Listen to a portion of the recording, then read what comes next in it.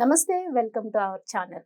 ప్రస్తుతం మనతో ప్రముఖ ఆధ్యాత్మికవేత్త, ఆస్ట్రాలజర్ సత్యనారాయణ మూర్తి ముల్లపూడి గారు ఉన్నారు. వారితో మాట్లాడదాం. నమస్తే గురు. నమస్కారం మా పడిమారి. గురుగారు, అయితే దశమహావిద్యలు అంటారు కదండి, అసలు దశమహావిద్యలు అంటే ఏంటి?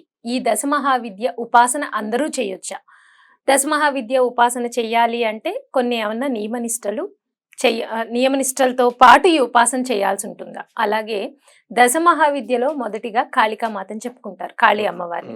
అయితే కాళీ అమ్మవారిని ఎందుకు, ఏ విధంగా ఆరాధిస్తే లేకపోతే ఎటువంటి ఫలితాలు వస్తాయి కాళికామాతని పూజించడం వల్ల?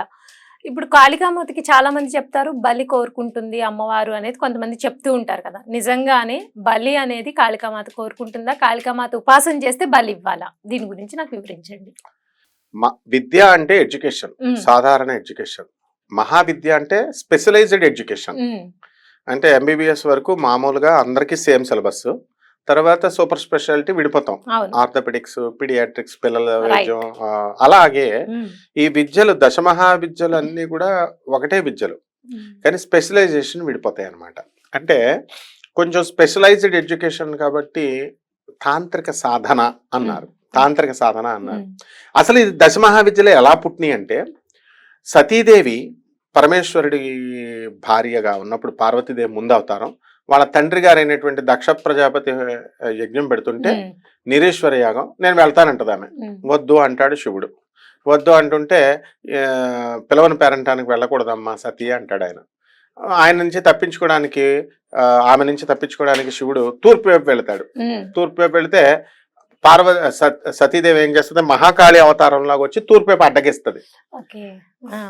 మీరు ఎలా అయితే గారాలు పడతారో మీ హస్బెండ్స్ దగ్గర, ఎటు వెళ్ళినా మీరు ఎలా అడుగుతారో అలాగే అమ్మవారు కూడా అడగగానే శివుడు అక్కడ మహాకాళి అయింది. మళ్ళీ పడమర వైపు వస్తుంది. పడమర వైపు తప్పించుకుందామని ఈమెని, పడమర వైపు తారాదేవి. అలా 8 దిక్కులు, తూర్పు, పడమర, పశ్చిమం, ఇలా 8 దిక్కులు, 8 అవతారాలు. తర్వాత ఊర్ధ్వం, పాతాళం, ఈ పైకి క్రిందకి కూడా 2, మొత్తం కలిపి 10 దేవతలు. వాళ్ళు ఎవర్రా అంటే, మొట్టమొదటి మహాకాళి, తర్వాత తారాదేవి, చిన్నమస్త, ఆ తర్వాత త్రిపుర భైరవి, అండ్ 5వది బగళాముఖి. ఇది ఒక సెట్. 2వది ధూమావతి, రాజశ్యామల, షోడసి అంటే లలితా త్రిపుర సుందరి, రాజరాజేశ్వరి ఆ వర్గం, తర్వాత భువనేశ్వరి, నెక్స్ట్ ఆఖరిగా కమలాత్మిక అమ్మవారు ధూమావతి. ఈ 10 కలిపి మనకి ఈ దశమహావిద్యలు అంటాం. అయితే ఇందులో విచిత్రమైనటువంటి ఒక అవతారం ఉంది. ఆమె ధూమావతి అమ్మవారు. ధూమావతి అమ్మవారు అంటే సాక్షాత్ పార్వతీదేవి 10 అవతారాలు ఎత్తుతుంది. బానే ఉంది. విడో అవతారం కూడా ఎత్తింది. అంటే శివుణ్ణి ఒక సందర్భంలో మింగేస్తుంది ఆమె. భర్త లేకపోతే భార్య యొక్క పరిస్థితి ఏమిటి, అనుభవంలోకి తెచ్చుకోవాలని చెప్పి శివుని మింగేస్తుంది. మింగేస్తే సృష్టిని అంతా మింగేసినట్టు. ఆ తర్వాత వెంటనే అప్పుడు విడో అయిపోయింది కదా, ఆ అవతారం రావడం కోసమే శ్రీమన్ నారాయణమూర్తి ఏం చేస్తాడంటే, శివుడిని ఏం అనొద్దు అంటాడు.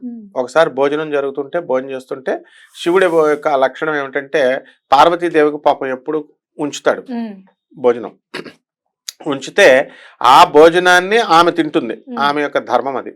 ఆమె డిన్నర్ పెడుతుంది. అందరూ విష్ణుమూర్తి, లక్ష్మీదేవి, బ్రహ్మదేవుడు, సరస్వదేవి అందరూ వస్తారు, ఇంద్రాది దేవతలంతా. వాళ్ళందరికీ చక్కగా వడ్డిస్తుంది పార్వతీదేవి. చేసేసిన తర్వాత లాస్ట్లో పాపం ఈ అమ్మవారు మిగిలిపోతుంది పార్వతీదేవి. వదులుతానంటే విష్ణు ఏమంటాడు, వదలొద్దు, ఒక అవతారం రావాల్సిన సందర్భం ఉంది, అందువలన నువ్వు వదలొద్దంటే సరైన శివుడు పాపం అయిష్టంగానే ఒప్పుకుంటాడు. ఈమె అందరికి పెట్టిన తర్వాత ఆకలేస్తుంది అమ్మవారికి, పార్వతికి. ఎవరు లేరు, ఏం చేయాలో తెలియక శివుడిని మింగిపడేసింది. మింగేసిన తర్వాత వెంటనే భర్త లేకపోతే ఎంత దుర్భరం అన్నది ఆవిడకి అనుభవంలోకి వచ్చింది. అనుభవం వచ్చిన తర్వాత మళ్ళీ వెంటనే కక్కేస్తుంది, సృష్టి అంతా వచ్చింది. కానీ అవతారం మనకి మిగిలిపోయింది. మళ్ళీ అంతా ఈ అన్ని అవతారాలన్నీ ముగించిన తర్వాత పార్వతి అవతారం అవుతుంది. అయితే ఇక్కడ ఒక ధర్మ సంక్షేమం ఏంటంటే, నేను ఇప్పుడు బెజవాడ కనకదుర్గమ్మ దేవస్థానం గురువుల దగ్గర పెరిగిన వాడిని కాబట్టి, మా గురువు దత్తాత్రేయ శర్మ గారు, వేద పండితులు రేమళ్ళ సూర్యప్రకాష్ శాస్త్రి గారు, వీళ్ళంతా కూడా నా అధర్వణ వేద పండితుడిని కాబట్టి, నేను నా గురువులు కాబట్టి, అందులో ఒక రహస్యం నేను మొత్తం ఉపాసకులు అందరినీ అడుగుతా ఉంటా. అంటే అందరికి తెలియని సమస్య నీకు చెప్తున్నాను. ఫర్ ఎగ్జాంపుల్ అదేమిటంటే, పార్వతీదేవికి మామూలుగా మనం పసుపు కుంకాలతో పూజ చేస్తాం కదా అందరికి. మరి ధూమావతి అమ్మవారు ఇక్కడ విడో అయినప్పుడు, విధవ అయినప్పుడు పసుపు కుంకుమ వేయచ్చా వేయకూడదా? ఇది ఆన్సర్ తెలియదు. వీళ్ళంతా దశమహావిద్యల గురూజీలే, మేము దశమహావిద్యల పూజలు చేస్తామంటారు. మరి మీరు చెప్పండి. వెయ్యాలి, శాస్త్రం చెప్తోంది, నేను చెప్పేది కాదు. శాస్త్రం ఏం చెప్తుందంటే పార్వతీదేవికి చక్కగా పసుపు కుంకాలు కూడా వేయొచ్చు. అందుకనే ఏ స్త్రీ అయినా సరే భర్త చనిపోయినప్పుడు బొట్టు తీయాల్సినటువంటి అవసరం లేదు. ఆ ఆభరణాలు అన్ని పుట్టుకతో వచ్చినటువంటివి కాబట్టి. మంచి విషయం. తర్వాత మళ్ళీ ఆడవాళ్ళంతా కూడా మెన్స్ట్రల్ సైకిల్ ఉంటుంది. ఆ మెన్స్ట్రల్ సైకిల్లో ఉన్నప్పుడు అమ్మవారి నామస్మరణ చేయొచ్చా చేయకూడదా, ఇది కూడా కామాఖ్య అమ్మవారు ఆన్సర్ ఇస్తుంది. సాక్షాత్తు పరమేశ్వరి రజస్వల యోని రూపంలో వచ్చింది కాబట్టి స్త్రీలు వాళ్ళు మెన్స్ట్రల్ సైకిల్లో డిస్టర్బ్డ్ గా ఉంటారు కాబట్టి హెల్దీ గ్రౌండ్స్ లో వాళ్ళని పూజ చేయొద్దు అంటారు కానీ ఇట్ ఈస్ నాట్ అప్లైడ్ అనమాట. అంటే వాళ్ళు దైవనామస్మరణ చేసుకోవచ్చు, వెళ్ళి దీపారాధనలు ఇవన్నీ చేస్తేనే అవసరమేముంది, దీపారాధనలు అవన్నీ చేసుకోవచ్చు, అవన్నీ అవసరమేముంది, మానసిక పూజ చేసుకోవచ్చు 5 రోజులు. ఈ విధంగా ఈ దశమహావిద్యలు అనేవి పుట్టినాయి. ఇకపోతే ఈ దశమహావిద్యల వల్ల లాభాలు ఏమిటండి అంటే శత్రువులు మనకు ఎక్కువైపోతారు. శత్రువు ఎక్కువైపోయినప్పుడు మామూలుగా ఈ శత్రు మర్దిని ఈమె అమ్మవారు మహాకాళి. అలా మరి మామూలు దేవతలకిను ఈ దేవతలకి తేడా ఏమిటండి అని అంటే వీళ్ళంతా కూడా తాంత్రిక దేవతలు. తాంత్రిక దేవతలు అనగానే మనం ఏమనుకుంటాం, యానిమల్ సాక్రిఫైస్, బర్డ్ సాక్రిఫైస్, బలులు ఇవ్వాలేమో అనుకుంటాం. ఏమేమో అవసరం లేదు. అది కూడా మళ్ళా తంత్రం అనగానే ఏదో ఒకలాంటి నెగిటివ్ ఎనర్జీ. అవును, నెగిటివ్ ఎనర్జీ అనిపిస్తుంది అసలు. అందుకనే శ్యామలాదేవిని కాళిదాసు ప్రార్థిస్తూ సర్వమంత్రాత్మికాయ నమః, సర్వతంత్రాత్మికాయ నమః, సర్వయంత్రాత్మికాయ నమః అని పూజ చేస్తారు. కాబట్టి మంత్ర యంత్ర తంత్ర స్వరూపిణి ఆమె.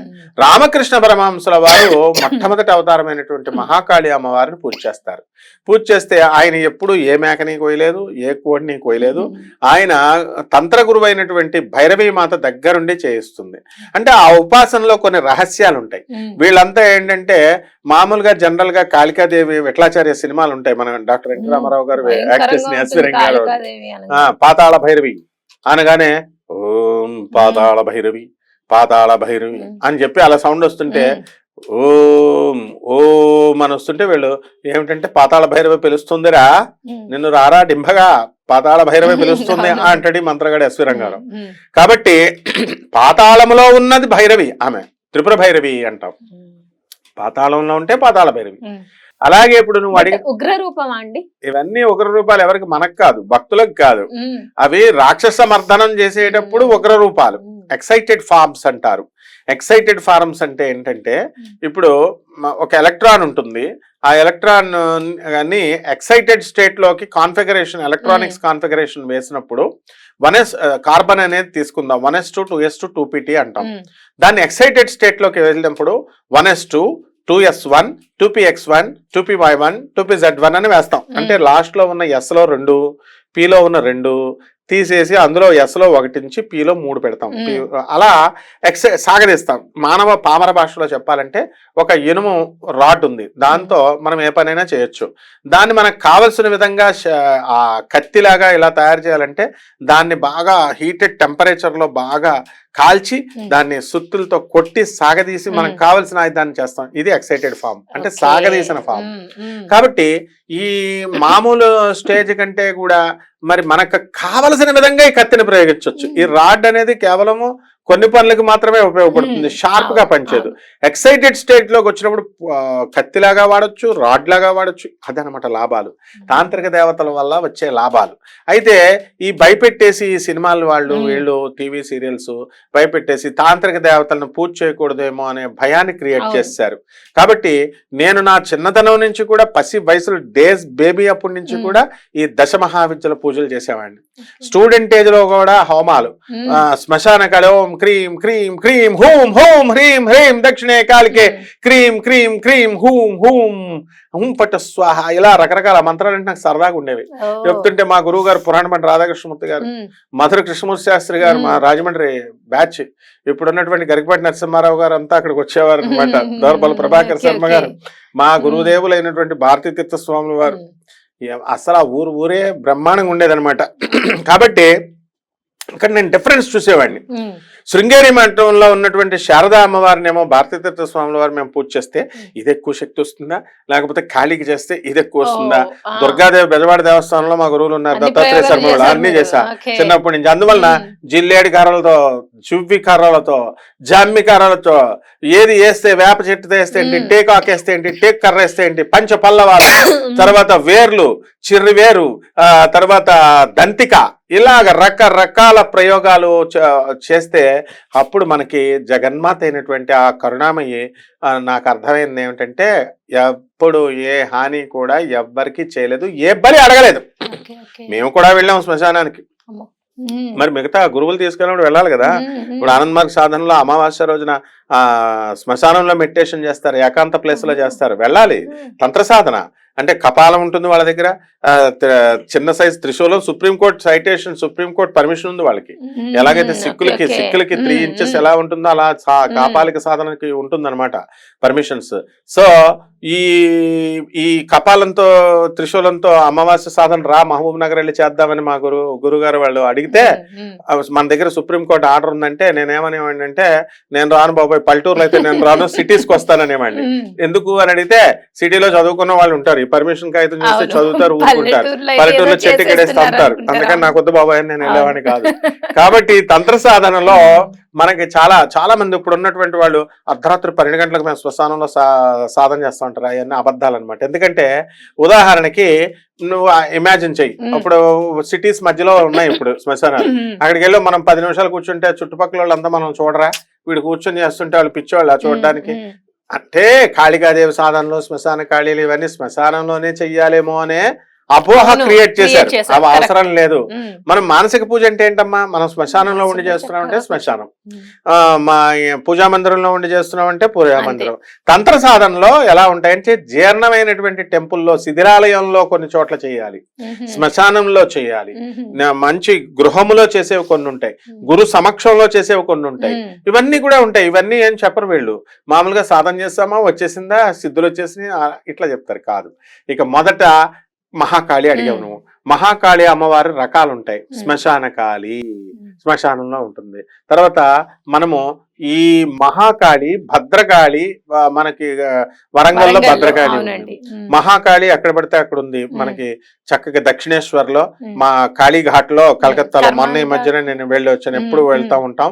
అక్కడ కాళీఘాట్ లో డైరెక్ట్ అమ్మవారికి కళలు పెట్టొస్తూ ఉంటాను నేను, ఎందుకంటే మా గురువులతో అధర్వణ మీద పండితులు వెళ్ళి మొత్తం అంతా కూడా ఈ అష్టాదశ శక్తి పీఠాల్లో పెట్టొస్తాం. అక్కడ ఉండేది పాండాలే, వాళ్ళకి మంత్రతంత్రాలతో సంబంధం ఉండదు. ఇకపోతే నువ్వు అడిగావు బలులు ఇవ్వచ్చా అండి, బలి నిజంగా ఇవ్వాలండి, ఇవ్వాల్సిన అవసరం లేదు. కానీ ఆ దేవస్థానం ఉదాహరణకి మన కలకత్తా కాళీదే నేను చెప్తాను. ఎంత పూజలు అవన్నీ కూడా చేస్తుంటే వెనకాల ఒక బలిపీఠం కింద ఒక రూమ్ ఉంటుంది అనమాట. ఆ రూమ్ లో చిన్న మేకపిల్లని తీసుకొచ్చి వాళ్ళు ఎవరో మేము బలిస్తామనంటే కాదు అని అందరూ. అక్కడ కాటికాపర్లు అంటాడు ఒకడు ఉంటాడు, వాడు కట్టుకోడు, వాడు ఇలా కొట్టేశాడు, చిన్న తలకాయ వేశారు. అలాగా అవన్నీ ఏంటి, దేవాలయం ఇంకా స్ట్రిక్ట్ గా చేయలేదు, అంతా డెవలప్ చేశారు. కానీ వెనకాల చేసుకునే వాళ్ళు చేసుకోండి అని వదిలేశారు. ఒకప్పుడు బెజవాడ కనకదుర్గమ్మ దేవస్థానంలో, యాదగిరిగుట్ట నరసింహస్వామి దేవస్థానంలో అన్ని చోట్ల కూడా పూర్వంలో జరిగేవి. అవన్నీ ఎండోమెంట్స్ బోర్డు వచ్చిన తర్వాత, ధర్మ మండలి వచ్చిన తర్వాత కట్ చేస్తారు. కాబట్టి ఇక్కడ ఒక మంచి ముందు ఏంటంటే దురభిప్రాయం నుంచి బయటకు రావాల్సింది ఏంటంటే, కాళికా సాధన చేసేవాళ్ళు బలులు ఇవ్వాలేమో అనే దాని నుంచి బయటకు వచ్చేయాలి. బలులు అవసరం లేదు. జగద్గురు అయినటువంటి ఆదిశంకరాచార్యులు వారు వచ్చి ఈ నరబలుల కోసము, మేకబలుల కోసము కూష్మాండం ఇచ్చారు. కూష్మాండం అంటే గుమ్మడికాయ, బూడిద గుమ్మడికాయ అయినా పర్వాలేదు, సూర్య గుమ్మడికాయ అయినా పర్వాలేదు. ఆ గుమ్మడికాయను పెడితే కూష్మాండ దేవతనిస్తే నరబలి, జంతుబలి ఇచ్చేసినట్టు. ఇక ఒక నిమ్మకాయను పెట్టారు, ఆ నిమ్మకాయను కోసేస్తే కోడిని బలిచ్చేసినట్టే. కాబట్టి బర్డ్ సాక్రిఫైస్ కి, యానిమల్ సాక్రిఫైస్ కి ఇచ్చేసారు. మానవుడు కూడా mammal is also a perfect animal. కాబట్టి ఆ తర్వాత రక్త తర్పణం కావాలి అనేసి అప్పుడు కాపాలికులు వీళ్ళంతా కూడా కస కోసేస్తుంటే, అప్పుడు అవన్నీ అవసరం లేదురా నాయన, రక్తంతో చేయక్కర్లేదని చెప్పేసి కుంకుమ, అమ్మవారికి కుంకుమతో సాధన పెట్టారు గురువుగారు ఆదిశంకరాచార్యులు వారు. వారు ఏ మతాన్ని ఖండించలేదు, అందరూ చేసుకోండి అయినా. కాపాలిక, కౌలాచారం, ఈ వామాచారం ఇలాంటివన్నీ కూడా మాడిఫై చేశారు. మేము కోసం ఇప్పుడు వీళ్ళు ఏదో చెప్తున్నారు, ఏదో వీళ్ళే రక్తంతో చేసినట్టు. వీళ్ళు ఏం చేస్తున్నారంటే పక్కవాడి అమాయకమైనటువంటి మేకను కోస్తున్నారు, పక్కవాడి అమాయకుడైనటువంటి కోడిని కోస్తున్నారు. మనమైతే మేము చేతులు బ్లడ్ కోసేసేవాళ్ళం. రక్త తర్పణం జగదంబే దుర్గే దుర్గతి నాశిని దుర్గే జయ జయ సద్గతి దాయిని సదయ జయ జయ ఓం హ్రీం దుమ్ దుర్గాయ నమః ఓం మహాకాళ్యై నమః అవాహయామి. అవాహయామి అంటే అమ్మవారు వస్తుంది అంతే. అయితే ఇది గృహస్థులు కూడా చేసుకోవచ్చు. గృహస్థులే చేయాల్సింది. అందరూ సన్యాసులు ఏం చేస్తారు? సన్యాసులకి ఏమవసరం? గృహస్థులు అంటే అలా కాదు గురుగారు. నా క్వశ్చన్ ఏంటంటే నార్మల్ వాళ్ళు కూడా చేసుకోవచ్చా? సామాన్య జీవితం గడిపే వాళ్ళు కూడా ప్రతి ఒక్కళ్ళు చేసుకునేటప్పుడు ఎటువంటి నియమాలు పాటించాలి? ఏ కోరిక కాళికాదేవి అమ్మవారిని ఉపాసన చేయాలంటే ఎటువంటి కోరికలతో చేయాలి? యానీ కోరికలు మహాకాళి శత్రువుల పైన విజయం, శత్రువులను తరిమి కొడుతుంది అమ్మవారు. దరిద్రం కూడా ఒక శత్రువే, దరిద్రాన్ని కూడా తరిమి కొడుతుంది. డబ్బులు వశీకరణం అంటే ఏంటి? పలానా అమ్మాయి బ్యూటిఫుల్ గా ఉంది, ఆ అమ్మాయికి ఇష్టం లేకుండా నేను పట్టేసుకోవచ్చు, అవన్నీ చేయదు అమ్మవారు. ఆ అమ్మవారు వశీకరణం అంటే ఏంటంటే ఆడదానికి స్త్రీమూర్తి రూపంలో చూడాలి. ఈ ముఖ్యంగా చాలా మంది ఇక్కడే ఫెయిల్ అయిపోతారు. రామకృష్ణ పరమహంస సక్సెస్ అయ్యాడు, తెనాలి రామలింగడు సక్సెస్ అయ్యాడు, భోజరాజు సక్సెస్ అయ్యాడు, విక్రమాదిత్యుడు సక్సెస్ అయ్యాడు, కాళిదాస్ సక్సెస్ అయ్యాడు. వీళ్ళు మాత్రం ఎందుకంటే ఇంద్రియాలని నిగ్రహంలో పెట్టుకున్నారు. అలా కాకుండా వీళ్ళ ఆడదాన్ని మన దగ్గరికి ఆకర్షణ శక్తి వల్ల 3 మంది లేడీస్ వస్తారు. ఆ లేడీస్ వచ్చినప్పుడు రామకృష్ణ పరమహంస ఎవరి వైపు కన్నెత్తి చూసేవాడు కాదు, తల్లి భావంతో చూసేవాడు. అలా మాతృభావంతో చూడకుండా అమ్మవారే టెస్ట్ చేయడానికి పంపుద్ది. తర్వాత వీడి కనుక పిచ్చి వేషాలు వేస్తే వీడిని ఉన్మాదం చేసేస్తుంది, పిచ్చోడిని చేసేస్తుంది. నెక్స్ట్ వీడికి వంశనాశనం లేకుండా వంశనాశనమే అయిపోతుంది. కాబట్టి ఈ ఉపాసకుడు మెయిన్ గా కంట్రోల్ ఉండాలన్నమాట. పరస్త్రీలను కన్నతల్లిలాగా చూసుకోవాలి. నెంబర్ 1. నెంబర్ 2, ఈ యొక్క ధనాన్ని ఆకర్షిస్తుంది, గోల్డ్ లోన్లు ఇప్పిస్తుంది, బిల్డింగ్లు ఇప్పిస్తుంది, స్వగృహాలు, సొంత స్థలాలు, ఇది అది అని లేదు. మానవుడికి పెళ్లిళ్ళు రావట్లేదండి బాబు, పెళ్లిళ్ళు కూడా అయిపోతాయి. తర్వాత ఆ కూర్చున్నప్పుడు ఎలాగా కూర్చుంటుందంటే యా దేవి సర్వభూతేషు మాయా రూపేణ సంస్థిత నమస్తస్యై నమస్తస్యై నమస్తస్యై నమో నమః. యోగమాయగా మాయాస్వరూపిణిగా ఉండి ఆ జగన్మాత అవతల వాడిని మెస్మరైజ్ చేస్తుంది. పెళ్లి కొడుకుని చూడగానే అబ్బా ఈ అమ్మాయి బ్రహ్మాండంగా ఉందని చేసేసుకుంటాడు అనమాట. కాబట్టి మహాకాళితో కానటువంటి పని లేదు. మనకు కావాల్సిందల్లా ఏమిటంటే అమ్మవారికి ఇప్పుడు ఈ యొక్క కొత్తగా వచ్చినాయి మనం ఈ లవంగాలతో దాల్చిన చెక్కల్ని, ఎండు మిరపకాయల్ని, ప్రత్యంగర హోమాలు ఇవి అని చెప్తున్నాం. ఆ ప్రత్యంగర ఎవరో కాదు, పంచకాళికల్లో ఒకటి, భద్రకాళి ఇవన్నిటిలో ఒకటి ఆమె. కాబట్టి అందుకనే మనం ఏం చేస్తున్నాం, ఎండు మిరపకాయలతో ఘాటైన పదార్థాలని మనం ఈ యొక్క హోమాల్లో చేస్తున్నాం. దాన్ని చూసి మనం ఏమనుకుంటాం, ఘాటైన పదార్థాలు అమ్మవారు సృష్టిస్తేనే కదా ఘాటైన పదార్థాలు వచ్చినాయి. అమ్మవారు సృష్టించినాయి, అమ్మవారికి ఇచ్చి మనం బిల్డప్లు ఇస్తూ ఉంటాం. కాబట్టి ముఖ్యంగా అమ్మవారికి టోటల్ సరెండర్ అవ్వాలి. జగన్మాత ఆ క్రీం శబ్దం అంటే ఏంటి? ఆకర్షణ బీజం. క్లీం శక్తం. క్లీం కృష్ణాయ నమః గోవిందాయ గోపీ జనవల్లభాయ స్వాహ. క్లీం బీజం ఆకర్షణ. ఓం క్లీం కాళ్యై నమః మహాకాళ్యై నమః. ఓం క్రీం క్రీం హ్రీం, ఇవి క్రీం ఇవన్నీ కూడా శక్తి బీజాలు అనమాట. సో అందరూ పఠించవచ్చు. తర్వాత ఒక నిర్ణీతమైనటువంటి ఒక కాలం పెట్టుకున్నాం అనుకోండి, మనం ఒక 41 రోజులో 21 రోజులో 7 రోజులో బ్రహ్మచర్యం పాటిస్తాం, అన్ని నియమాలు పాటిస్తాం. కాళికా అమ్మవారి ఉపాసన చెప్తున్నారు కాబట్టి ఆ అమ్మవారిది ఏ మంత్రమో చెప్పండి, అలాగే ఉపాసన నియమాలు చెప్పండి. మనము సింపుల్ గా ఓం క్రీం కాళ్యై నమః, ఓం క్లీం మహాకాళ్యై నమః, సింపుల్ మంత్రాలు. బీజాలు ఒక్క బీజం చేసుకుంటేనే చాలు. అక్షర లక్షల జపం చేయాలి. ఆ జపం చేసిన తర్వాత అందులో 0.10% హోమం చేయాలి. అందులో హోమం ఇప్పుడు సపోజ్ 1,00,000 జపం చేసామనుకో, ఒక్క క్రీమ్ అని చేస్తున్నాను అనుకోండి, ఓంకారంతో పని లేదు ఇక్కడ. కాళికాదేవికి చేసినప్పుడు డైరెక్ట్ క్రీమ్. అలాగే ఎందుకంటే ఆదిపరాశక్తి అటానమస్ బాడీ, సొంతంగా తానే శక్తి ఉన్నటువంటి అమ్మవారు. క్రీమ్ చేసినప్పుడు 1,00,000 చేయాలనుకోండి, అందులో 10% అంటే 10,000 హోమం చేయాలి. అందులో 10% 1000 సార్లు తర్పణం చేయాలి, తర్పణాలు వదలాల. సో ఈ విధంగా మహాకాళి అమ్మవారికి చేస్తే నైవేద్యాలు. ఇకపోతే నైవేద్యాలు ఏం చేయొచ్చండి, అమ్మవారికి పులిహార, నీకు ఏది కుదురుతుందో అదే నివేదన అనేటటువంటిది. అలాగే తాంత్రికం అంటాం కదా. ఈ తాంత్రికం అంటే ఈ మటన్లు, చికెన్లు, మందుబాటులు, ఈ మైథునాలు ఇవి కాదు. వేర్లు, ఆకులు, హెర్బల్స్, అనారోగ్యంగా ఉన్నటువంటి వాళ్ళని ఆరోగ్యవంతులను చేస్తుంది. ప్రతిదీ కూడా వృక్ష సంపదలో పెట్టిందనమాట జగన్మాత. ప్రకృతి, ఓం ప్రకృతి అయిన మహా, ఓం వికృతి అయిన మహా అంటే వికృతి స్వరూపిణి ఆమె. కాబట్టి జగజ్జనని అమ్మవారు ఏంటంటే ఓం ఘోర రూపం, ఘోర రూపంగా ఉంటుంది భయంకరంగా.